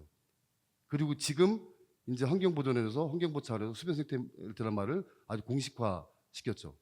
이걸 보면서 제가 느낀 게 예전에 하천 정비 사업을 그 생태 하천 정비 사업, 고양해 강 사업, 자연형 하천 정비 사업, 환경부하고 국토부하고 서로 경쟁하듯이 하는데 실제 가보면 모든 공법이나 내용이 똑같았잖아요. 사실 그래요. 제가 빗점오염형 저감형 인공수치 약 30억, 40억 정도 규모의 사업을 20군데를 다녀봤습니다. 했더니 또 수변 생태벨트도 마찬가지고요. 그 취지는 의미가 있어요. 그럴듯한데 수질 개선 목적 외에 다기능을 하다 보니까 조경 사업이 많아요. 그러니까 많은 예산을 들여서 사람들이 쉼터도 만들고 뭐 생물종 다양성을 위해서 우리나라 보지 못한 외래종 식물이 심기도 하고 사람들이 와서 뭐 구경할 수 있는 것들 만드는데 이게 문제가 뭐냐면 큰 비가 오면 다 쓸려버려요. 복구하는 예산이 많이 들어가고 갈수기 때 가보니까 저희가 수질 측정을 해봤어요. 물이 없잖아요. 옆에 지하수 파요. 거의 다 그래요. 지하수를 파거나 아니면 계곡수 또랑 있죠. 1급수 물을 대서 저희가 유입되는 물을 측정해보니까 1급수예요. 한여름에 그 습지를 통해서 나가는 물이니까 4급수예요. 총 20군데 중에서 80%가 그랬습니다. 그러면 이게 수질 개선 목적 외에도 유역에서 주민들의 어떤 뭐 생태 체험이나 기능이 있나 싶어서 그 수변 생태벨트 보면은 가장 많이 생물이 활성화될 때는 6월에서 8월입니다. 정말 더울 때예요. 가서 활동가들이 현장에 가봤더니 하루 종일 한 명도 안 온 데가 많고 그나마 어르신들이 와서 쉬는 분이 10분, 최고 많은 지역이. 그러니까 모순이에요. 지금 아이들한테 생태교육 시킨다고 이것저것 만들었습니다만 거기에 식물들이 활착하고 생물들이 가장 많을 때는 한여름이거든요. 한여름에 아이들 데리고 가서 생태교육 못 시킵니다. 그리고 수변 생태벨트라고 해서 그 인공수지 만들었습니다만 그 지역에는 볼 게 별로 없어요. 정말 생물종이 다양한 곳은 댐이나 하천 주변에 보존 가치가 높은 지역이 이미 지자체에서 관리하고 생태 경관을 활성화시키는 지역이 많습니다. 그런 지역도 지역 주민들이나 기성세대나 어린이들 데리고 그 생태 교육을 하기가 어려운데 하물며 그 메스토지 가지고 공장 부지 제거해서 거기다가 둔벙 만들고 습지 만드는 곳을 어떤 사람들이 자발적으로 찾아오겠습니까? 말 그대로 정부 프로젝트나 지자체 예산 받아서 아이들 억지로 대동시켜서 교육 프로그램 하는 것밖에 없어요. 그러니까 너무 많은 예산을 쏟아부으면서 다기능 목표로 하다 보니까 실제로 수질 개선 효과도 없고 사람들도 찾지 않고 유지하기 하려는데 어렵습니다. 특히 수변 생태벨트는요. 유지관리에 지역 주민들 일자리 창출이라고 하죠. 그래요. 주민들 하루 일당 13만 원 주면서 일자리 창출시켜요. 아무거나 다 뵙니다. 생태적 관리는 전혀 안 돼요. 생태 모니터링도 되는 곳을 거의 못 봤어요. 주민들 모셔다가 그 풀베기 사업하고 있습니다. 제가 왜 이 말씀을 드리냐면 뭔가 계획하고 구상을 하면 그럴듯해요. 토지 매수한 거 오염되기 전에 습지를 만들어야지. 그런데 매수 토지 가보세요. 아까 주민들 연세가 많이 지어서 매수 토지 한 지역 가는 사람이 거의 없어요. 근데 그곳에다가 나무 심고 습지 만들어 놓고 억지로 사람들 예산 들여가지고 오게 하는 거. 이게 무슨 의미가 있을까? 그냥 계획만 들으면 그럴듯하지만 실제 현장의 여건은 그렇지 않다. 오히려 그럴 거면 도시 빗점오염원 잡기 위해서 거기에 그 사람들이 많이 오는 곳에 그 수변 생태벨트를 만들면 모르겠습니다만 토지 매수하는 지역은 주로 상수원 지역이기 때문에 주민들이 거의 없는 지역이 많습니다. 그래서 좀 맞춤형 관리가 필요한데 이런 계획들이 저는 과연 성공할까 싶기도 하고요. 또 하나는 비싼 사업을 지자체도 하고 수자원공사에서 많이 하고 있어요. 근데 이게 보면은 플랫폼이 없어요. 그리고 이 프로그램은 또 용역 발주를 해요. 대부분. 한강도 마찬가지고 금강도 마찬가지예요. 이게 플랫폼이 없다는 거죠. 그러니까 수공에서 하는 거, 환경부에서 하는 거, 보전원에서 하는 거, 지자체에서 하는 것들을 전체적으로 점검해서 이번 기회에 환경보전원이 역할을 했으니까 생태벨트를 어떻게 구축을 하고 어떻게 하면 저비용, 고효율로 할 수 있고 관리가 용이하고 주민들의 소득대와 생태교육을 함께 할 수 있는가 봐야 되는데 내용을 보면 예전에 했던 계획이 거의 그대로라서 좀 안타까웠으면 좋겠고 이게 그나마 성공을 하려면 약간 거버넌스형 플랫폼을 구축해서 프로그램을 잘 짤 필요가 있겠다. 한 예로 대청호로 예를 들면요. 대청호는 500리길이 있습니다. 충청북도하고 대전시하고 500리길 관리를 잘하고 그 습지 보호지역도 지정해놓고 지자체에서 관리를 잘해요. 근데 옆에 지금 환경보전원에서 프로젝트 나갔어요. 그 토지 매수한 지역, 관리하는 지역을 어떻게 프로그램을 만들면 사람들이 많이 올까? 현장에 가봤어요. 비교가 안 돼요. 이미 저 500리길을 했던 데는 30년, 20년 동안 관리를 너무 잘해서 볼 게 너무 많은데 이 지역을 하고 있단 말이에요. 이 지역 아무것도 없는 거에서 무슨 프로그램을 만들어요. 해서 보전원만의 사업이 아니라 해당 지역의 K워터든 지자체든 엮어서 플랫폼을 구축하는 수변 생태벨트가 됐으면 좋겠다. 이런 제안을 드리고요. 두 번째 이제 수변구역제도 결국은 이제 규제잖아요. 전 두 가지 말씀드리고 정리하겠습니다. 하나는 그 상류 지역의 수변구역뿐만 아니라 규제가 너무 많습니다. 사실 제일 센 건 상수원 보호구역하고 그린벨트예요. 뭐 군사시설 들어가면 더 이제 높고요. 대청호 같은 경우 7개가 규제가 등록돼 있어요. 저는 규제 개선이 돼야 된다고 봐요. 얼마 전에 100제곱미터밖에 안 되는 걸 200제곱미터를 늘려라 식당을. 그리고 지역 주민들이 한해서 숙박업소 민박을 해야 좀 사람들이 와서 돈을 쓰지 않겠냐. 저는 일리가 있다고 봅니다. 저는 규제 개선을 해야 한다고 보는데 단 왜 지역사하고 이게 합의가 안 되냐면 이미 불법을 저지르고 있어요. 100군데 중에 95군데는 이미 불법 행위를 하고 있어요. 매수한 토지를 불법으로 활용하거나 유유지를 대표로 활용해서 식당으로 활용하고 있거나 민박을 몰래 하고 있거나 불법을 저지르고 있다는 거. 이런 문제가 해결되지 않는 이상 규제 개혁을 한다는 건 지역사회에 합의되기 어렵다. 이런 생각이 들고 그리고 과연 규제를 개선해서 누가 돈을 버느냐. 이미 40년 동안 사셨던 분들 돌아가신 분도 많아요. 거의 외부 자본이 들어온다는 거예요. 원래 주민들의 소득이 아니라 바지 사장을 안 치거나 외부 자본들이 들어와서 외부 사람이 돈을 버는데 누구를 위한 규제 개혁이냐. 규제를 개선하면 원주민이나 지역 주민의 소득이 돼야 되는데 그게 없어요. 그런 전제가 없다 보니까 자꾸 한강이든 금강권역이든 이게 규제액에 나오면 지역사회하고 그 행정기관하고 이게 마찰이 생기는 겁니다. 그런 부분을 좀 해결됐으면 좋겠고요. 마지막 하나는 굳이 규제만 풀어서 해결되는 건가? 규제를 풀지 않더라도 얼마든지 해당 지역에 소득증대 방안 생길 수 있고요. 사람들을 유입시킬 수 있습니다. 그런 아이디어에 대한 연구는 되지 않고 항상 보면은 어떻게 하면 규제를 풀어서 식당을 넓히고 식당을 만들고 펜션을 만들고 이게 지금 청남대 지금 유명하잖아요. 청남대 건으로 논란이 많은데 규제 속에서도 충분히 지역 주민들 소득증대 방안 함께 검토할 수가 있습니다. 그러니까 저는 규제 개혁은 되겠습니다만 아까 전제가 돼서 지역사회 합의가 되려면 불법 잡고 지역 주민 소득증대가 전제가 돼야 된다는 거, 외부 자본이 안 된다는 거 이것과 규제 속에서도 충분히 상생할 수 있는 방안이 있으니까 함께 검토가 돼야 이걸 반대하는 지역의 환경단체든 지역 주민들이든 뭐 전문기관이든 논의가 될 수 있지 않을까 싶습니다. 이상입니다. 예, 진정일 사무총장님 감사합니다. 일단 토지 매수 관련해서 아마 세심한 검토 배려 필요하다고 말씀하셨고요. 특히 이제 수변 생태벨트가 아마 다목적 그 기능이 강조되고 있는데 거기에 대한 문제점도 잘 지적해 주셨습니다.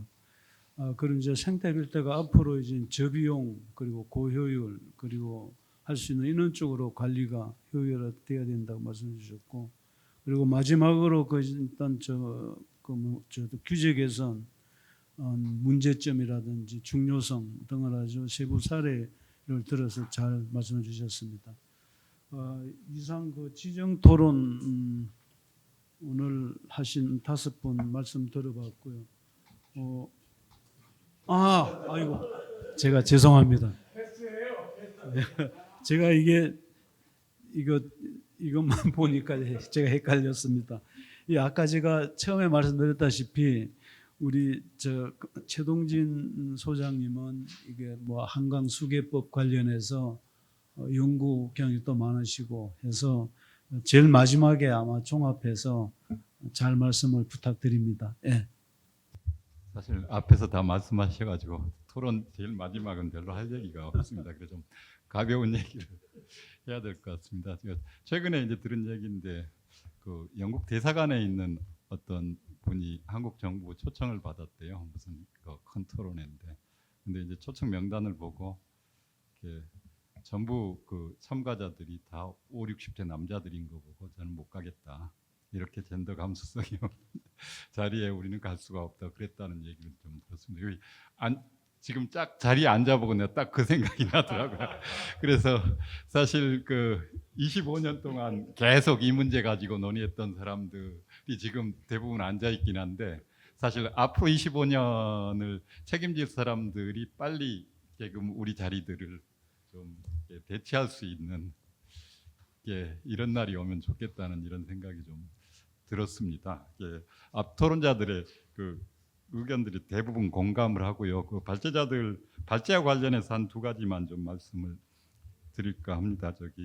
이제 수봉교육제도의 운영 성과 관련해 가지고는 이제 평가나 이런 모니터링 관련해서 여러분들이 많이 얘기를 해주셨는데, 제가 ESG 관련하고 탄소 저감 관련해서도 좀 얘기를 해주셨는데, 그 요즘에 이제 워낙 그 반도체가 문제가 되다 보니까 제가 기업 ESG 보고서, 특히 이제 반도체 기업들 국내외 ESG 보고서들을 조금 이렇게 봤거든요. 근데 이제 기업들이 입장이 한 두 가지인 것 같더라고요. 하나는 이제 물을 더 달라는 게 아니고, 가장 이제 중요한 게 그 탄소 중립처럼 이제 물 분야 같은 경우도 그 물 책임 보고서, 뭐 워터 스튜어드십이나 워터 넷제로 이런 것들을 엄청 강조하고 있어서 제일 우선적인 관심은 취수율을 더 늘리지 않겠다. 더 우리는 그 취수를 안 하고 늘어나는 수요를 재이용이나 하수 재이용수나 그다음에 공정 효율을 통해서 하겠다.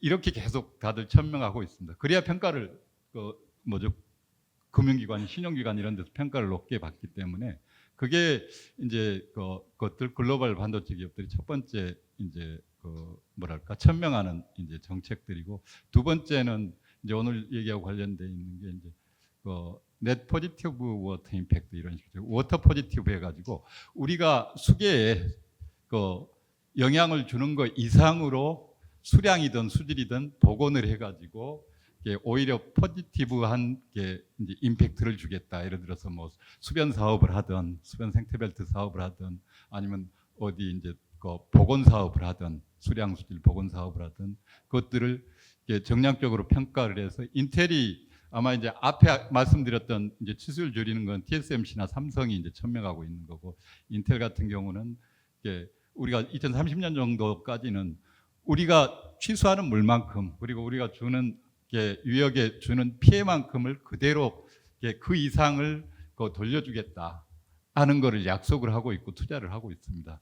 그래서 사실 수변 생태벨트 사업이든 이런 보건 사업들이 정부 주도가 아니고 이제 글로벌 기업들이 찾아 나서고 그런 곳이 어디 있는가 하는 것들이, 최근에 보면 글로벌 기업들 중에 한국에 그런 사이트가 없느냐, 그런 보건 사업을 할 사이트가 없는가 하는 이런 거를 찾는 기업들도 좀 봤습니다. 근데 이제 여기에서 중요한 게 실제로 우리가 벌이는 사업들이 정량적으로, 그러니까 플러스 마이너스로 따졌을 때 포지티브나 넷제로라고 평가를 할 수 있는가, 우리가 그런 정량적으로 평가할 수 있는 툴이 있는가. 우리 성과 평가도 했는데 실제로 얼마나 우리가 정부가 투자하고 지금 하고 있는 사업들이 그러니까 온실가스뿐만이 아니고 수질, 뭐 수량에 어느 정도 영향을 있는가. 뭐 아까 경제성이라는 측면에서도 말씀을 하셨고 여러 말씀하셨는데, 그런 부분들이 너무 취약한 거 아닌가. 우리가 그런 사업들이 이제 점점 커질 것 같은데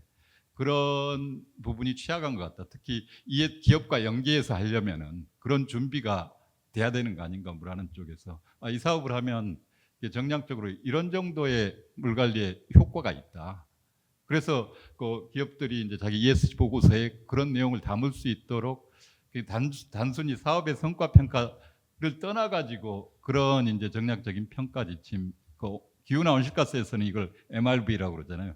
메저먼트 리포트 베리피케이션 해가지고 측정하고 그걸 보고하고 그 공개할 뿐만이 아니라 검증하는 이런 것들이 점점 강화되고 있는데, 이제 사실은 그 다른 측면에서 보면 이제 생태벌 사업이나 이런 사업들에서 그게 아주 중요한 것 같다. 이게 이제 성과 평가나 모니터링하고도 연계돼 있어서 이 부분이 좀 강화됐으면 좋겠다는 게 이제 첫 번째고요. 두 번째 이제 그 발제 관련해서 이제 주민 인식 관련해서 저도 이제 특수협 과제하면서 주민 인식 조사를 많이 했는데 항상 말씀하셨듯이 우리가 예상했던 주민들의 요구하고 실제 설문 결과가 많이 달랐는데, 아마 우리가 예측하기로는 대부분 이제 초창기 25년의 초기 주민들하고 이제 많이 이제 그 개발되면서 아파트가 많이 생기면 표심이 달라지는 것처럼 아마 인식이 많이 달라졌고 사람들 그 주민 구성이 달라졌고, 또 하나는 중요하게는 이제 세대가 달라지면서 우리 설문조사를 해보면은 세대하고 세대별로 인식 차이가 많이 나죠. 그 20, 30대하고 40, 50, 60대.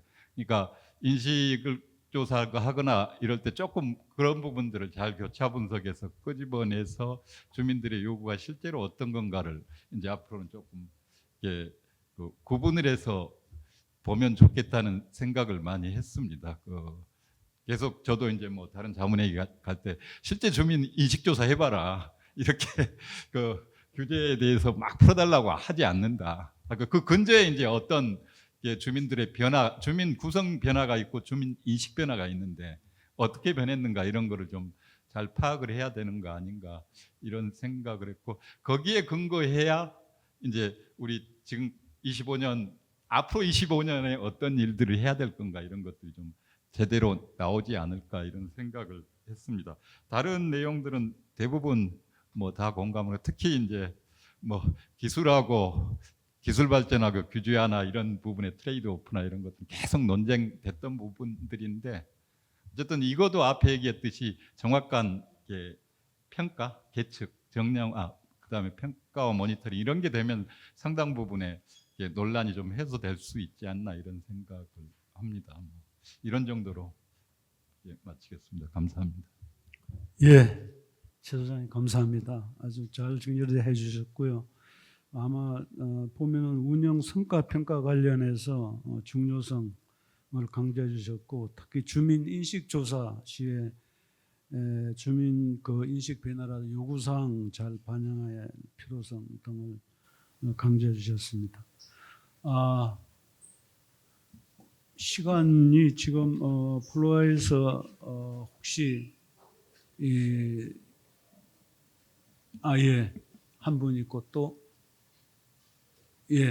그럼 일단 나오셔가지고 소속하고 말씀해 주시고 한 3분 이내로 말씀해 주시기 바랍니다.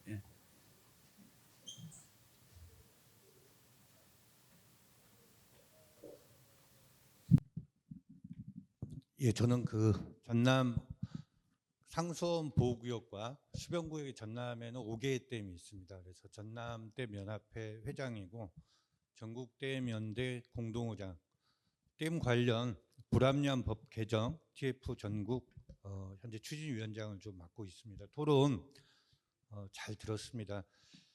우리나라 댐이 만들어진 과정을 보면 대부분 70년대, 80년대 군사 정권 하에서 만들어졌습니다. 댐을 만들 당시에 보게 되게 되면은 감언 이설로 댐 피해 지역 주민들한테 쉽게 얘기하면 좀 속된 말로 사기를 쳤어요. 그러니까 관광할 수 있게 해주고 모든 걸 다 해주겠다 이렇게요.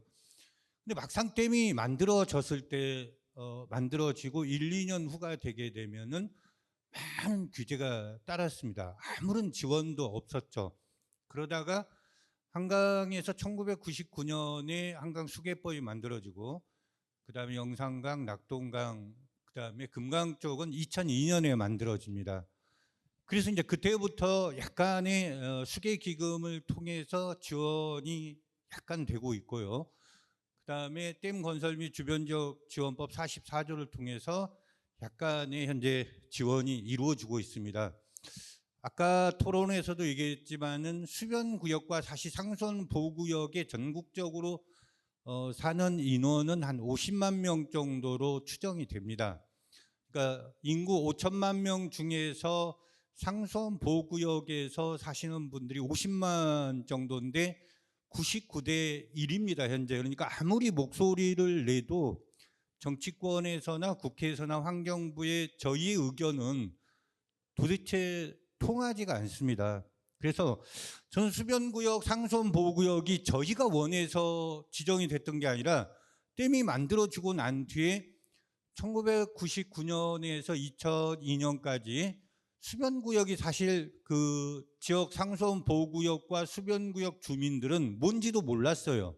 그냥 이렇게 좀 지원을 해준다고 그러니까 다 설정이 됐던 거죠. 그래서 사회적 합의로 이루어진 게 아니고 일방적으로 이루어졌던 겁니다. 물론 한강 같은 경우에는 약간 좀 그 깨어 있는 분들이 많았기 때문에 약간 그 상황이 좀 달랐을 거라고 봅니다. 그래서 저는 상수원 보호구역과 수변구역에 있어서 재조정이 정말 돼야 된다고 봅니다. 첫째는 사회적 합의가 이루어져야 되는데 여태까지는 환경단체와 환경부 위주의 물 수혜자들 위주의 어떤 수변구역과 상수원 보호구역이 재조정이 됐습니다. 이제는 50만 명의 그 상수원 보호구역과 수변구역의 피해 상황을 정확히 인식하고 이 50만 명의 목소리가 저는 전달이 돼야 되고 그 법에 상수원 보호구역과 수변구역을 재조정할 때 담겨져야 된다고 봅니다. 두 번째는 과학적으로 설정이 돼야 된다고 봅니다. 지금 보게 되게 되면 상수원 보호구역은 취수 지점에서 4km 플러스 마이너스 3km로 돼 있어요. 그러니까 1km에서 7km까지 설정이 돼 있는데 전남에 보면은 상수원 보호구역이 1973년부터 거집니다. 그래서 말이 안 돼요. 어떤 데는 뭐 12km까지 거진 데도 있고요. 그래서 이런 부분들, 그러니까 꼭 저희 그 상수원 보호구역과 수변구역 주민들도 규제는 인정을 합니다. 저희도요. 그러나 정말 과학적이고 이곳은 꼭 필요하다 하는 데는 저희도 하라는 얘기입니다. 근데 저희가 봤을 때 이곳은 정말 왜 수변구역과 상수원 보호구역으로 설정이 돼 있는지 도통 알 수가 없는 데가 있거든요. 그러니까 인류적으로 하지 말고 과학적으로 다시 그 합의에 의해서 하자라는 얘기입니다. 그 다음에 세 번째, 아까 우리 최충식 사무총장님하고는 작년에도 이 춘차원 물포럼에서 좀 만났는데요. 저는 최충식 사무총장님이 하신 말씀에 대해서 상당 부분 저는 그 맞다고 봐요. 그런 부분에 대해서요. 그러니까 억지로 예를 들어서 규제를 풀자, 불법을 저지르면서 규제를 풀다, 이건 안 된다고 봅니다. 저희 전국댐의 가치도 수질 개선을 하자는 그 가치에는 사실 환경단체보다 더 저희가 엄격해요. 왜냐 그러면 저희는 물을 보유하고 있고 소유하고 있거든요. 그래서 하지만 지금 그 수도법 시행령 12조를 보게 되게 되면은 행락행위라고 나와 있어요. 환경단체에서 많이 얘기합니다. 근데 현재 보게 되면 상수원 보호구역에서 한 100명 놓고 공연해도요, 이게 고발을 당하게 됩니다. 근데 공연하는데 저는 왜 그 행락행위로 이걸 고발하는지 도대체 이해가 안 갑니다. 그래서 좀 그 규제 부분에 있어서 정말 필요한 부분은 더 강화하라는 얘기입니다. 그러나 불합리한 부분에 대해서는 진짜 말도 안 되는 그런 부분에 있어서는 이제는 그 수변구역과 상수원 보호구역의 50만 명의 그 주민들의 목소리를 담아가지고 다시 이런 부분들에 대해서 고쳐져야 된다고 봅니다. 마지막으로 얘기하고 싶은 것은 규제, 이것도 좋지만은 이제는 시민의식이 우리 수변구역과 상수원 보호구역 주민들도 깨어 있어요. 그래서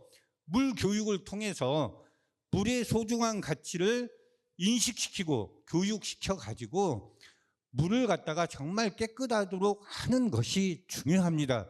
그리고 아까 토지 매수에 대해서 굉장히 좀 말씀이 많으신데 순기능이 많습니다. 왜냐하면 우리 전남의 경우를 보면은요, 이 그 전남에는 공업 단지가 없어요. 공장 같은 게 오개댐 수변구역과 상수원 보호구역에. 그런데 주로 이제 오염원이 생기는 건 뭐냐 그러면 농약을 하고 그 다음에 비료를 해서 생겨요. 근데 토지 매수를 하게 되면은 매수만 해줘도 거기에 농약과 비료를 뿌리지 않게 되거든요. 그러니까 저는 그렇게 봅니다. 순기능이 토지 매수는 굉장히 많다. 그러나 이제 생태 벨트라든지 이런 걸 조성할 때는 아까 최충식 사무총장님이 얘기한 것처럼 조금 더 생각을 하고 고민을 해야 된다. 예, 이상입니다. 고맙습니다. 예, 대표님 감사합니다. 그 수변구역에 관한 필요성 관련해서는 인식을 잘 하시고 계시고요. 앞으로 개선할 때는 그 사회적 합의라든지 주민 의견 반영 그리고 과학적인 근거 등을 강조하셨습니다. 예, 좋은 의견 감사드립니다. 두 분 발표하고 일단 뭐 5분 지정 토론을 잘 마쳤습니다. 일단 마무리를 하면은요, 그 수변구역 그 토지 매수 제도는 처음에는 비점오염은 저감이 목적이었습니다.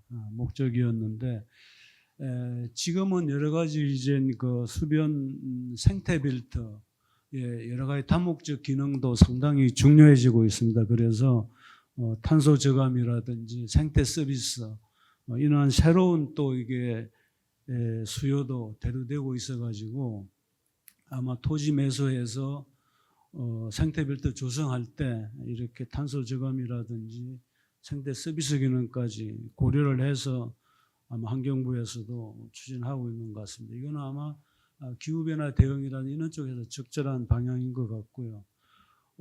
그리고 이제 특히 이제 그 어쨌든 우리 수변구역 지정 목적이 수질 개선입니다. 수질 개선이고 비점오염원 저감이 주요한 큰 목적이라고 말씀드렸는데 첫 번째 발표한 우리 한국환경보존원에서 아마 지금 비점 저감 시설이 크게 두 가지가 있습니다.